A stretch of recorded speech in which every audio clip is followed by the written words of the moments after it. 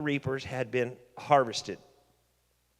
The Mosaic law made the provision to help the poor. The field that Ruth entered happened to belong to the man. Happened. I like that. I like the author says happened. I don't think anything's happenstance with God. I believe He's got a divine plan and ordinance all the time. To belong to the man named Boaz. He was a relative of Elimelech, Naomi's late husband. This was not a coincidence, for God was already at work. Upon Ruth's return from the field of Boaz, Naomi's dark despair was about to lift.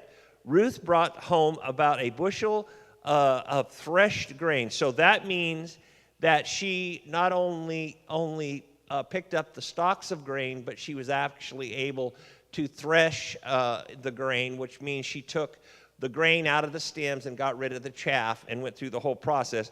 And does anyone know about how big a bushel basket is? Okay. So a bushel basket's about this wide, they're round, and they're about this tall.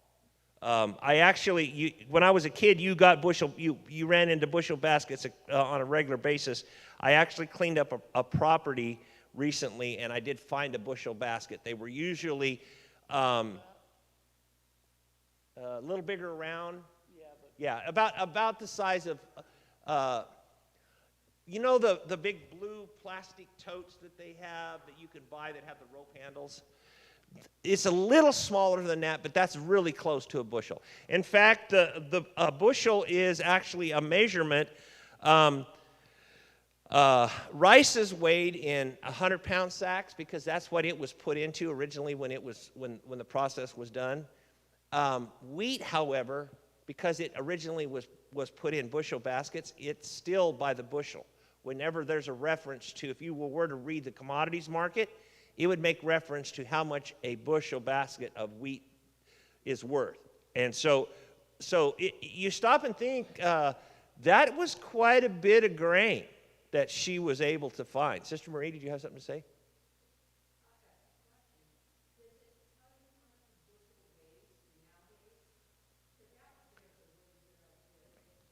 Well, the weight of a bushel would depend on the water content in the grain. So, like, for example, I know we might be getting off on a rabbit trail, but when we get ready to harvest rice, we want that rice to be between 17 and 19% moisture.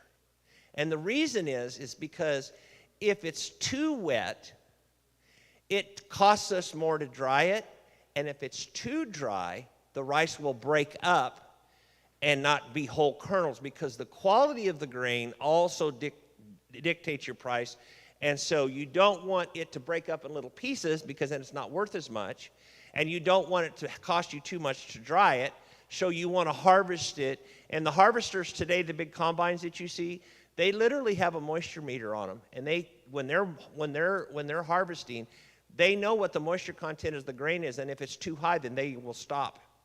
And have you ever went by a rice field and there's just a cut all the way around the outside of it and then they left it? The reason they do that is because that opens the field up and allows the air to move through the grain.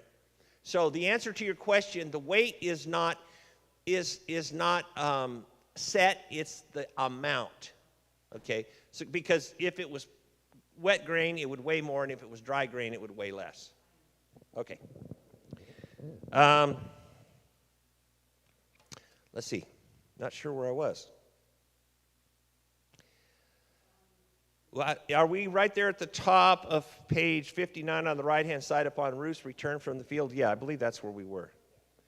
Naomi's dark despair was about to lift. Ruth brought home about a bushel of threshed grain. Naomi was both excited and curious to what happened in verse 19. After Naomi learned Ruth was working in the field of Boaz. And if you read that story, how many of you did go and read the story? So if you have read the story, you see that Boaz literally told his workers to make sure they left her stalks of grain to pick up. And he made it really easy for her. That's why and so she was blessed. Boaz blessed her in that. She became elated. In verse 20, she pronounced blessing on Boaz and exclaimed, God had demonstrated his kindness to them. And the word kindness in the Hebrew word is hesed, which refers, and I know I'm probably not pronouncing that right, and if someone has a better pronunciation, that would be wonderful, which refers to the covenant loyalty of God. Remember how I talked to you about covenant? How that every family's land was under a covenant, and it literally, unless they did something really adverse and chose to abandon or relinquish their land, it would always come back to them. So when we look at this word, God's covenant with us, even if we sin and we go out into the world, God still keeps his covenant with us. You might give our sister a leaflet. Loyalty of God to his people. It speaks of the demonstration of divine mercy and love, even when it is not deserved. Boaz was not only a close relative, but was a kinsman redeemer, which means he could redeem both property and person. Such an individual could act as a lever, which in the Latin for brother-in-law, he could fulfill what was known as the levirate law, which requires the brother of the deceased man to marry his widow and produce a lineage that would carry on the name of Naomi, recognizing the hand of God in this matter. Everyone understand how all that works? Okay. In verse 21 and 22, Ruth also informed Naomi that Boaz had invited her to work in his field throughout the whole harvest season. Boaz's gracious offer to Ruth encouraged Naomi, and she urged Ruth to accept his offer. She reminded Ruth of the dangers of working in other fields in verse 23. Ruth displayed her loyalty to Naomi by heeding her advice, and she remained to work in the Boaz's field during the barley harvest. It's really wonderful here. And actually, this little bit of text gives us an idea of Naomi and Ruth's relationship. Because Naomi was the senior. She was the one that... Go ahead, Christy. Okay, I'll explain that to you. The Levirate law is, remember I talked to you about how every family was given a plot of land, and if they mortgaged it, they could only mortgage it until the next year of Jubilee, and the year of Jubilee happened every 50 years, every 7 years. So every 7 years, there was a whole year of rest. The Israelites were not allowed to work, to cultivate their fields, to work their orchards. They had to let them set for a whole year. And this did a lot of different things. Does everyone know what biomatter is? Okay, biomatter is the product that's left in a field, such as leaves from trees, grass that's been cut, the straw from different things, grain and stuff that's harvested, and then the stalks that are left that are turned in. That is called biomatter. And trees typically feed off of, they are nourished by the decomposition of leaves and sticks that are left under the trees that are chopped up and worked into the soil or left on the surface. They are actually fed, they are fertilized, and they receive nutrition. So biomatter is all of the natural things that are left on the ground. Like, some people cut their grass and they pick up the clippings, and other people cut their grass and they leave their clippings in the grass. Well, those clippings that fall into the grass are biomatter. And so so obviously straw and stuff was not necessarily picked up off of the field like it is with a lot of the mechanization today, but the fields were left, and then every 7 years they were allowed to set idle, which allowed the nutrients and the minerals to replenish within the ground. Okay, so that was, and then every 50 years they also set, and everything returned. So back to your question about what's the Levirate law. I know I got on a rabbit trail. I have 4 brothers, and if we lived during this time, and one of us brothers passed away, and we didn't leave children, especially a male child. And I do not know, please don't quote me that it had to be a male child. I don't know that to be a fact. I know the male was the one that actually inherited, but there was a provision in the Levite law for the women to inherit the land, but they had to marry someone from their own tribe, which gave them a male factor. So if me or one of my brothers died without producing a son or a child, then one of the other brothers would marry her, our wives that were still alive, and produce children, and those children would literally have the first son's name and be considered the legitimate, they would become the legitimate heir of the brother that had passed away's inheritance. Okay, does that make sense? So it's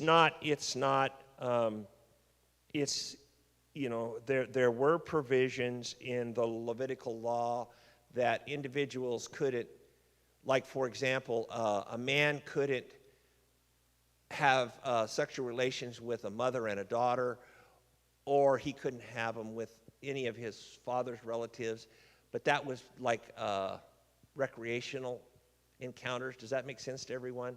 But under this law, it was a heritage thing, and so they were actually literally had a wedding, and they were married, and they were husband and wife. That answer everybody's question without me saying anything that might be offensive to anyone? Thank you.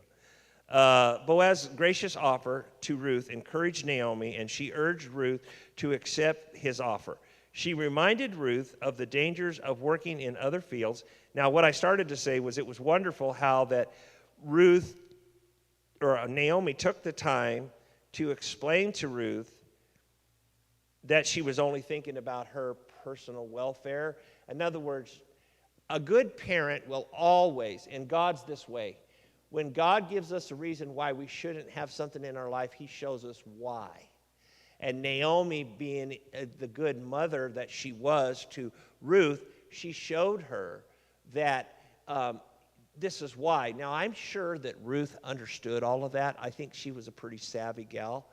However, it was wonderful that the loving relationship between her and Naomi was reflected, and it kind of gives us little, you know, we don't know, when we read a story in the Bible, we don't know everything about that relationship, but if you will look at the reflective actions of a story, it tells you a whole lot about relationships and how the two people interacted with each other.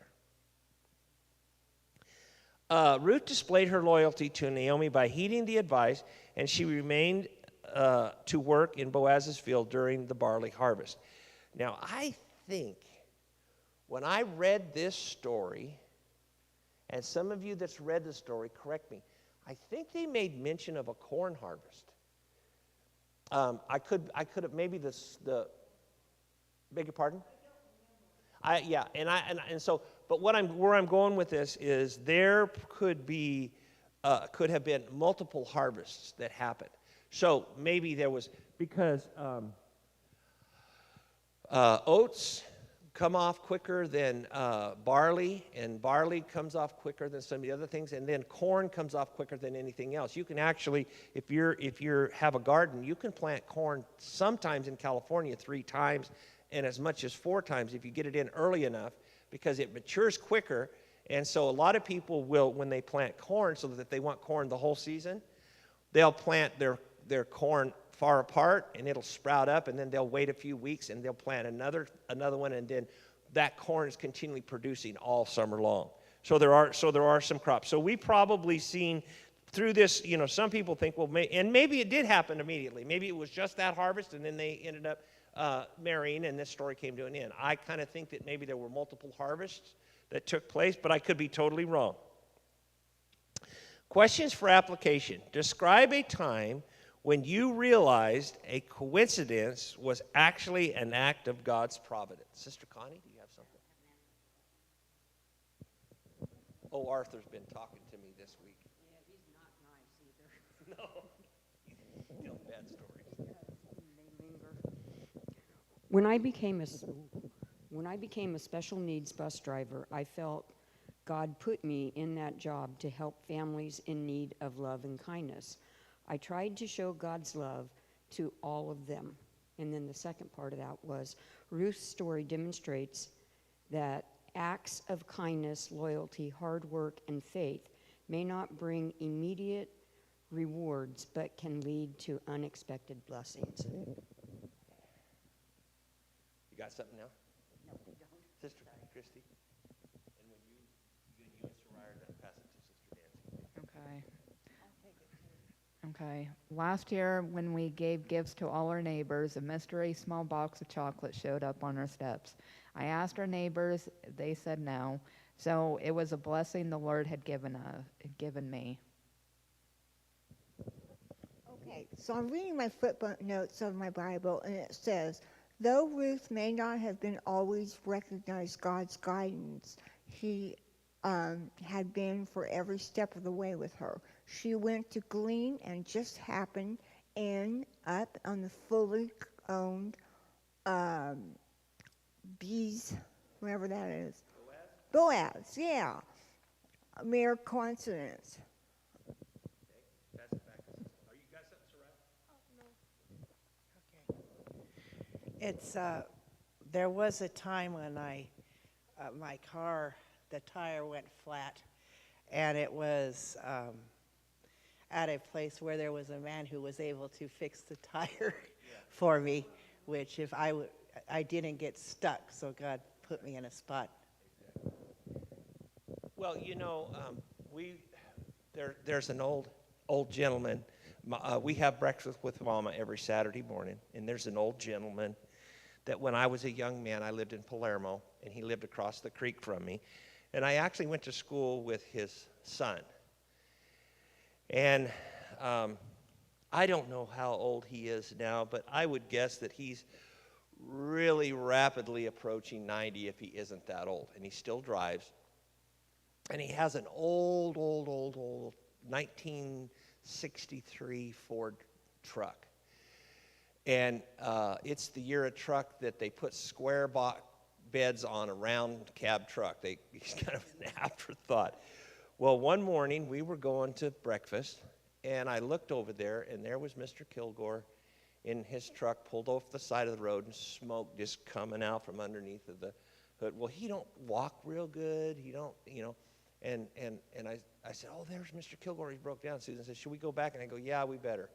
So we went back, and he said, well, it just got hot, and I just pulled over here. And I said, okay, you wait right here. So we went around, and we found a recycle place that had water jugs, and we got some water jugs. And we went back, and I got the hood open, and I got the radiator cap off and started pouring the water in there, and it took 1 gallon, 2 gallons, 3 gallons, and I looked in there, and that's all I had, and it was down about this far. And so I thought, man, I don't know, because the oil was bubbling out of the gaskets. That's how hot he got it. And so I put the radiator cap back on, and I told him to try it, and it turned over about 6 times and fired up. Now, I asked him, I says, well, do you have anybody you can call? He says, no, nobody, I'm all alone. He's got 2 kids that are my age. And they must live in another state or something, and so the poor old guy's by himself. Well, I said all that to say this, that we have to interact with people, even if we don't really know them. He had no clue who I was, because we'd never met. I talked to him before about his son, but we had never met. We never met when we lived across the creek from each other because there was such a distance between us and a lot of shrubs and a creek and so on. But I said that to say this, that we have to reach out to people. I mean, he had no one to call. His only vehicle, because his other vehicle, he said, somebody hit me, so I can't drive it. So it was his only vehicle. And, we got water in it, and I told him, I said, now be sure and check the oil and water once in a while. Because who knows. But I said that to say this, that we have situations that are not coincidences. I believe that if you look at your life, our life is all kinds of opportunities to interact with the world. The Bible tells us that we're supposed to bring peace to a lost and dying world. What is peace? Well, peace, if you've studied out, is love and affection. And so in this particular story, God had a purpose and God had a plan. And that purpose and plan was unveiled not because Ruth happened to accidentally go to a field, but because somehow the Holy Spirit led her to that field and put a soft spot in Boaz's heart for her, and in realizing that he was a kinsman and redeemer, and so it moved forward. So the next question is, in Proverbs 2:8 through 11, does anybody have that? It is. Yeah, Ruth 2:8 through, is that what it is? Go ahead and read it then. So verse 8 and through verse 11. Here you go.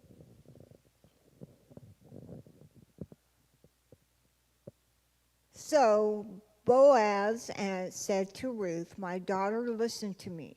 Don't go and glean in another field, and don't go away from here. Stay here with my servant girls. Watch the men not to touch you, and whenever you are thirsty, go and get a drink from the water jars the men have filled." Okay. So, all right. So the question is, how did Ruth experience the truth? How did Ruth experience the truth that individuals will reap what they sow? Somebody have an answer to that one? Boaz was kind to Ruth as she was to Naomi. Boaz told Ruth to stay with the women, and he commanded the men not to touch her. Boaz said, "May the Lord repay your work, and a full reward be given to you by the Lord." So he was repaying her kindness to Naomi. Right. Okay. Sister Nancy?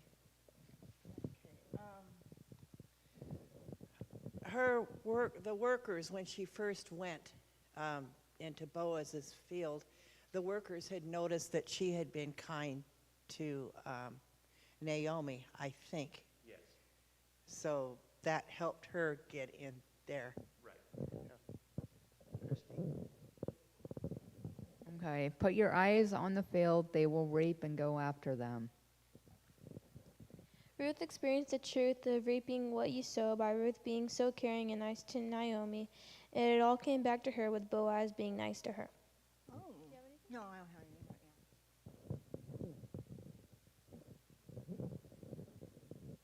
anything. Ruth's acts of kindness, loyalty, and faithfulness were rewarded with kindness, provision, and a place in God's plan of salvation. Her story is a powerful example of sowing seeds can lead to bountiful harvest. You reap what you sow.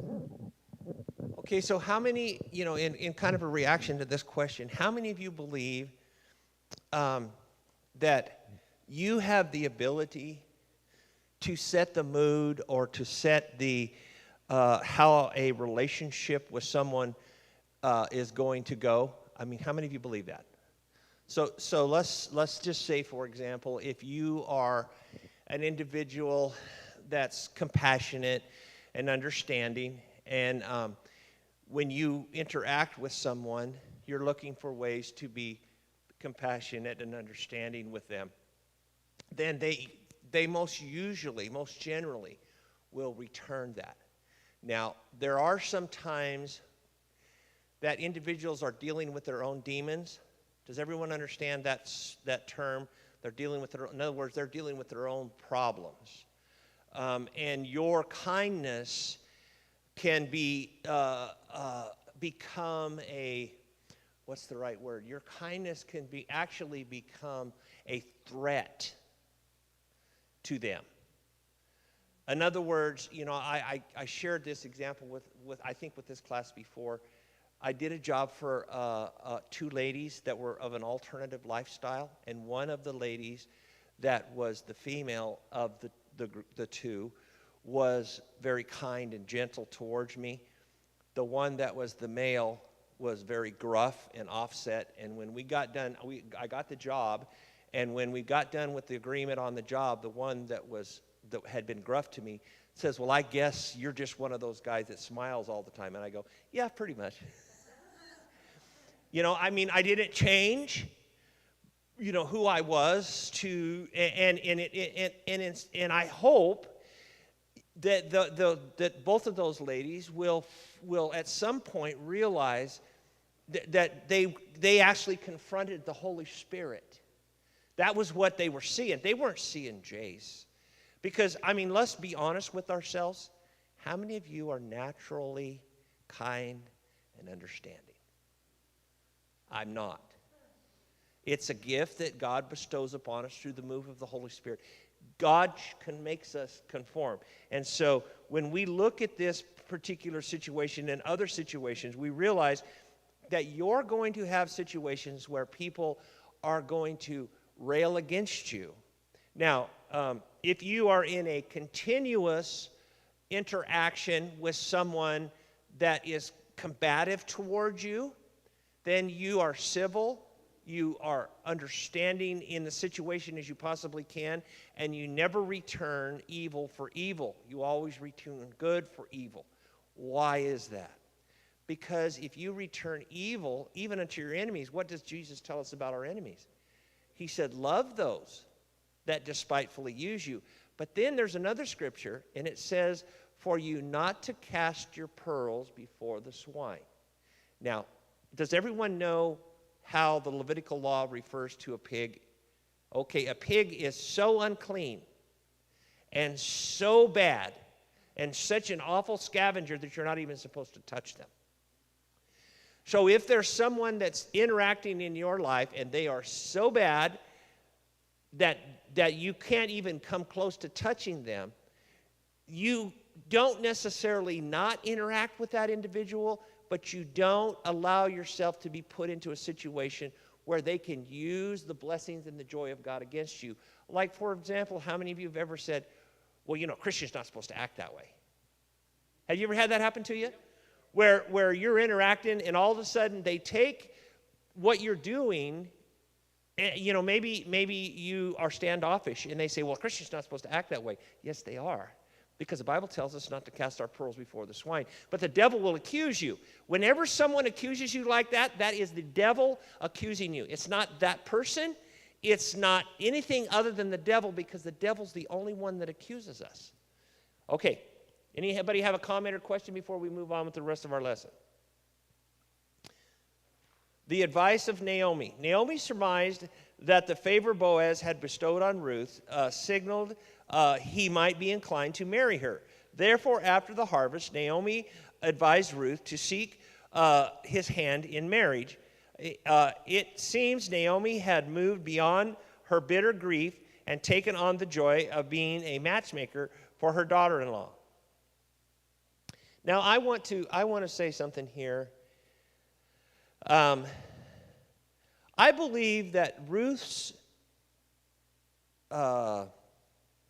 Naomi's reason for this was not selfish, so that she would have a kinsman and redeemer in her family.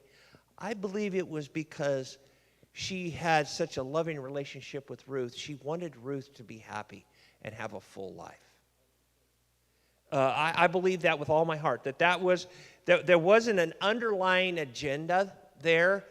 Sometimes we see that happen in situations, but with God, that is not a factor. Before meeting Boaz, Ruth must have given up on the idea of marrying again, but instead focused on taking care of her aging mother-in-law. But now Naomi asks her, my daughter, shall I not seek security for you? Okay, she basically summed up their relationship when she says, shall I not seek security for you? Because obviously Naomi wasn't going to be there forever. And let's face it, once Naomi was gone, it really left Ruth in a really, really bad situation. Okay? Since Boaz was near a relative, he could possibly fulfill the role of kinsman redeemer for Ruth.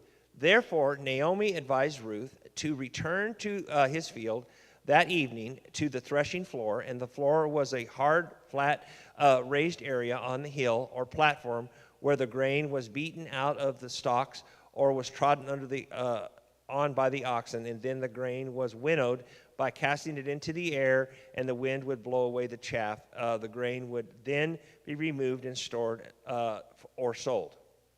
Such times are considered festive and celebratory. So basically, all of the grain and stalks are brought in. They're all stacked up there, and the threshing is pretty much done. The winnowing is done, and it's time for everyone to be paid, for the grain to be harvested or separated.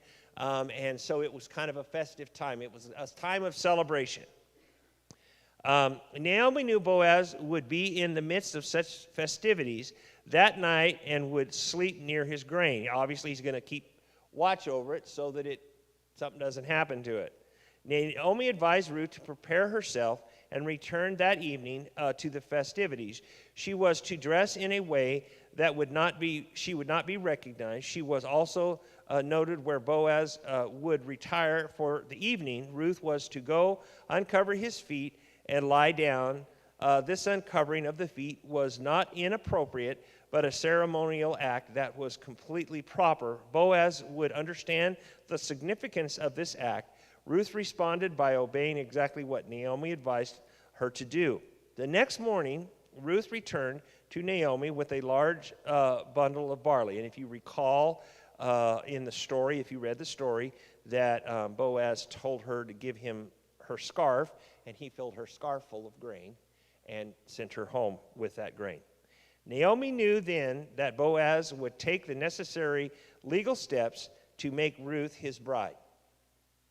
All right, questions for application. The name Naomi means pleasant or gentle. How do her actions here reflect that meaning?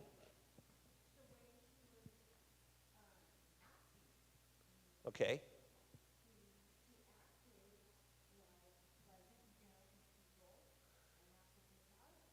Okay, very good.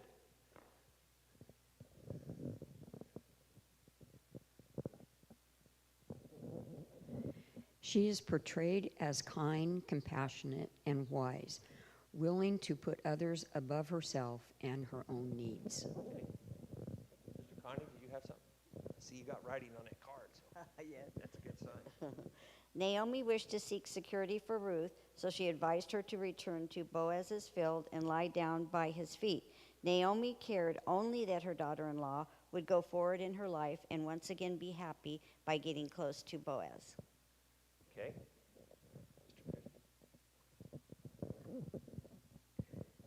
Okay. Naomi was pleasant to be around, gentle. She was gentle with all her answers. Her actions reflect the meaning of her name by her being gentle with Ruth by directing her to Boaz. Nancy, do you have anything? Okay, so we pretty much have covered this particular part of the lesson. Her actions were reflective of the adage, you reap what you sow. In other words, whatever you've planted was going to grow up and multiply. And if you sow pleasantness and joy and gentleness, then you're going to receive that back from people. And actually, the Bible tells us that we will be blessed, shaken down, pressed together, and overflowing. How many of you have ever tried to put something in a cup and you'd pour it in there and you had more to go in there, and so you shake the cup and it'd settle a little bit, and you'd put a little more in there and you'd shake the cup and it'd settle a little bit, and then you'd push it down, and then you still had more, and when you put it in there it ran over the sides. That's how God's blessings are. So you hold your cup up to God. Look at this. You hold your cup up to God, all right? You're holding it up to God. And he fills it up and you go, more. And then he gives you a little more. You shake it again, you say more. and then he gives you a little more, and it's full again. Oh no, I got to have more. So you press it down, more, and he gives you more until it's flowing over the side. That's how God. I mean, and he never tells you no, that's enough. He always gives you more. He just continues. The more you ask, the more you press in, the more you seek, the more you get. Yes, God gives you to the overflowing. And you know, the Bible says that his grace is sufficient. And he says that because grace has to do with our salvation. And when God gives us his grace, it's sufficient. That means that you don't need any more. Now, what happens when you accept God's grace is you begin to worship him and you begin to praise him. And all of you, all of you know what it's like either to have a parent or a spouse or someone to love you. And the more you love them, the more love you get back. And there's times that we have individuals, you know, that don't get to feel the blessings of someone around them. So we have to share the love of Jesus with them as well. What did Ruth's obedience to Naomi's advice reveal about Ruth's character and her relationship with Naomi? Sister Christy? If anybody else tonight has an answer, just raise your hand and I'll come to you. The relationship between Ruth and Naomi were like mother and daughter. They cared for each other in a foreign land. Ruth's obedience reveals that she is submissive to her mother-in-law, and that her relationship with Naomi is close.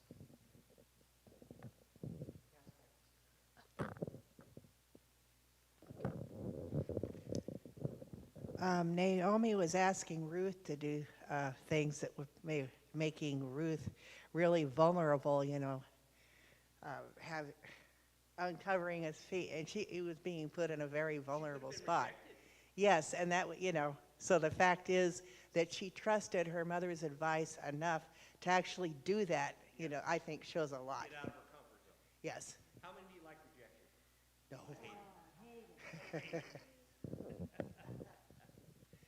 Okay, anybody else? Sister Connie, you got something?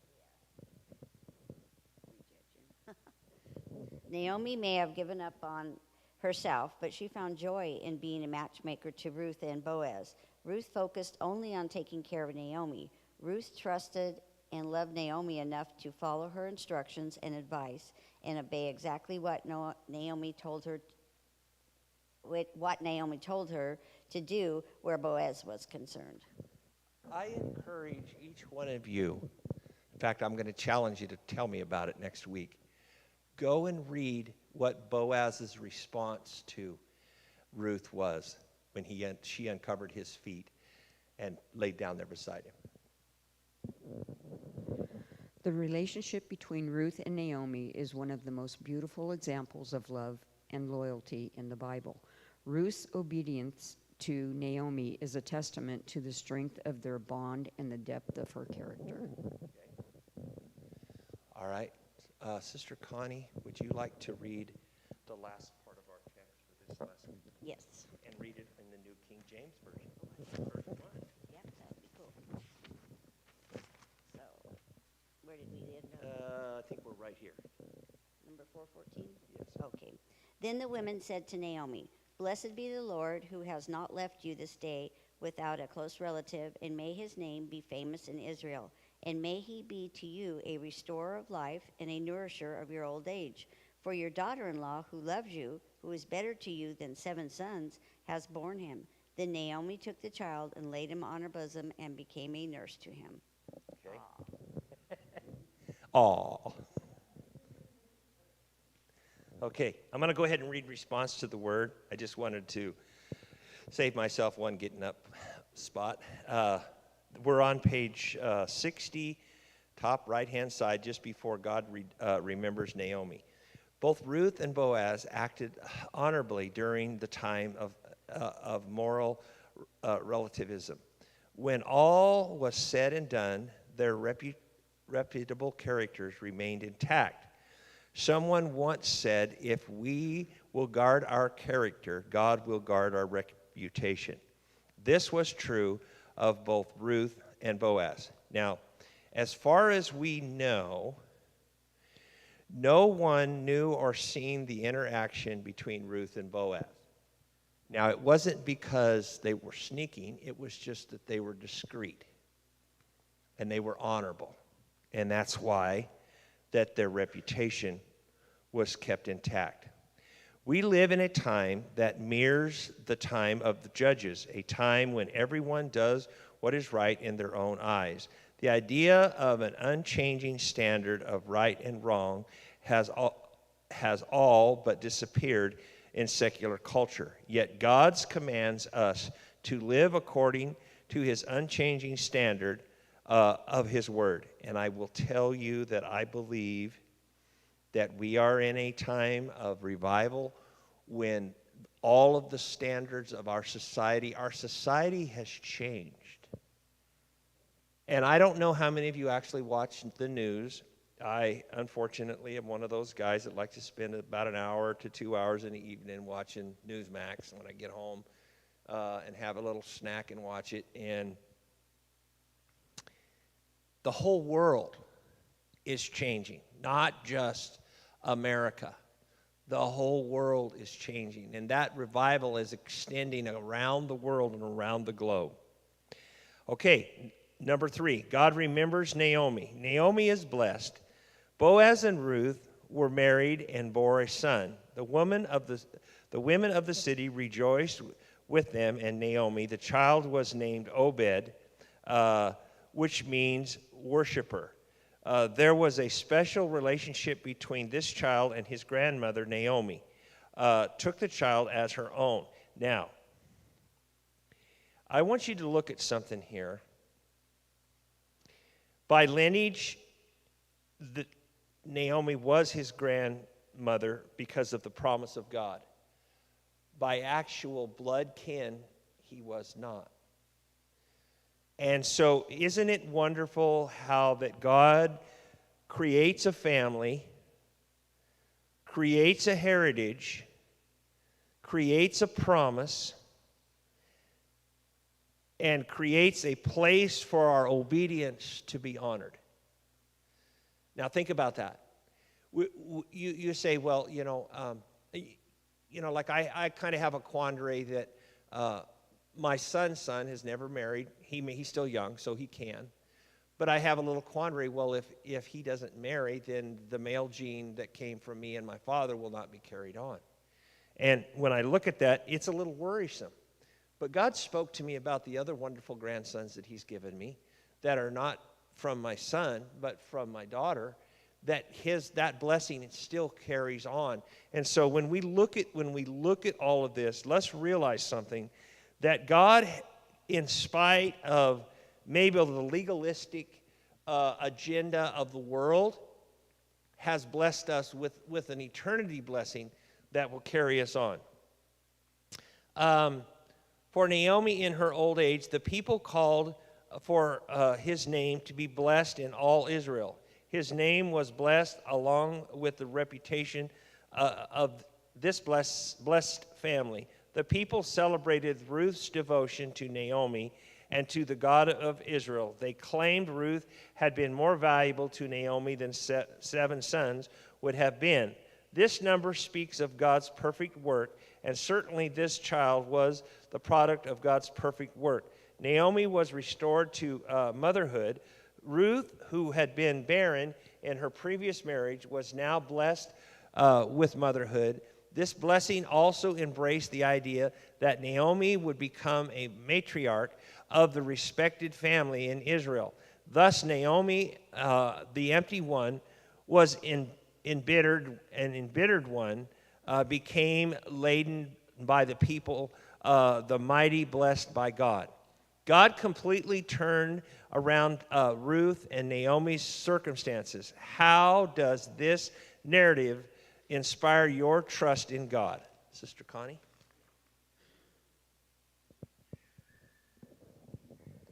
Although things in our life can seem sad and bleak, if we will stay faithful to the Lord, we can trust that God is working out things for us in the background. Although Naomi and Ruth had lost loved ones because of Ruth's kindness to Naomi and Naomi's love for Ruth, the Lord sent them to Boaz, who in turn brought them into his family, and a son was born to Ruth. Okay. Mr. Christie?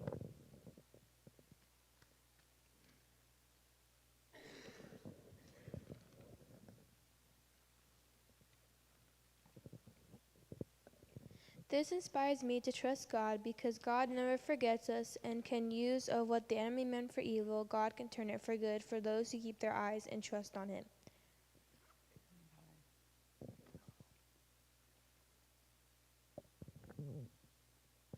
You have to always keep your trust in God, even if God has turned your situation around, because God will always help us.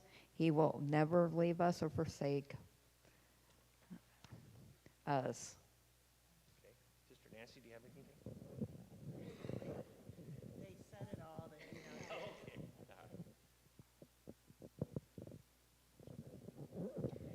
Naomi and Ruth experienced significant loss, but through their faithfulness, they found love and companionship again. This shows me that God can do all things in my life if I am faithful, kind, and loving, not in my time, but in his. So their cup was empty, but now their cup is full. The name Ruth means compassionate friend. How are you striving to be such a friend to people in time of need? I try to see the need and help meet it. I try to be compassionate and considerate, so who I am helping knows they can trust me to be there for them in their time of need.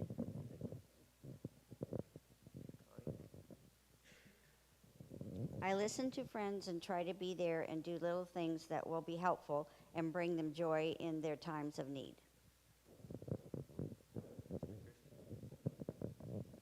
Okay, what question? Okay.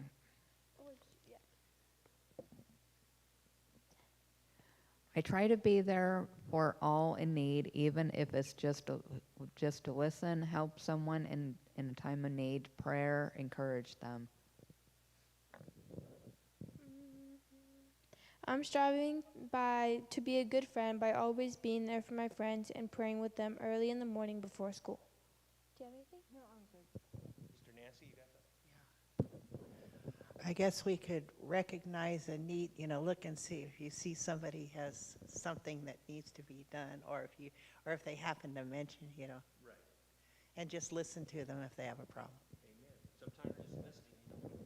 We talked something last week about when people are struggling with something and we don't really know what to say, just sitting there listening and being there is important. So we're out of time, but I'm going to read the rest of our lesson real quick. The genealogy given at the end of the book of Ruth is significant in several reasons. The lineage of Naomi has been restored. Naomi's tragedy had turned into triumph. Ruth, who was barren in Moab, had become a mother. Boaz and eventually Obed became a support for the aging Naomi. The mother of Bethlehem, the women of Bethlehem who had bemoaned Naomi's appearance now praised her for acknowledging God's favor and blessing upon her. Naomi's grandson became the grandfather of King David and eventually an ancestor of the son of David, Jesus Christ. The question for applications is, how can the birth of the children transform a family's present and future? Can someone, you want to speak out, Sister Christy?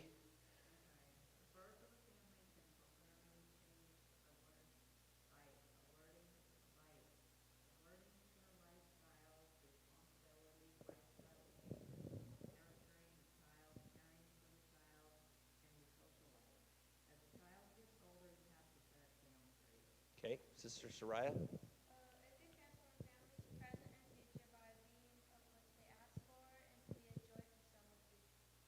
Okay, anyone else over here? Sister Marie?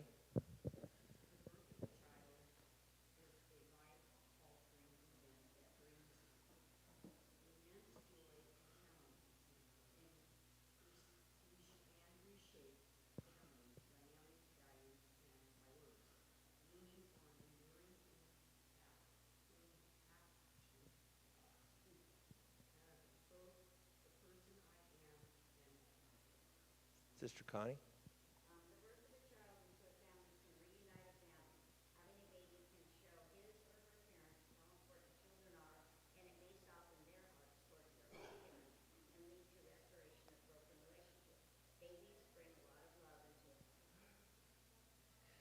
Okay. We're going to go ahead and pick this up at the beginning of our lesson next week because we're already at 27 after. And then we'll start lesson 11 next week. So we're going to finish this little bit. We'll go back to these questions again. There's just too much to cover. God bless you.